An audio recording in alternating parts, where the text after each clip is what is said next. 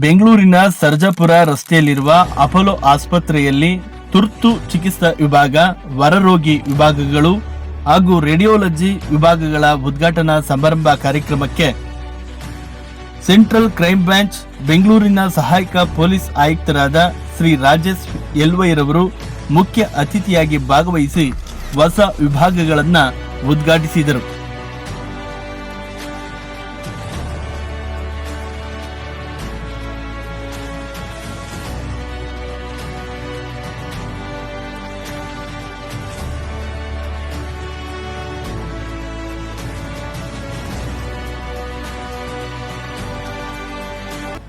ಈ ಆಸ್ಪತ್ರೆಯಲ್ಲಿ ಎಲ್ಲ ಸ್ಟಾಫ್ಗೂ ಕನ್ನಡ ಕ್ಲಾಸಸ್ ಕೊಡ್ತೀವಿ.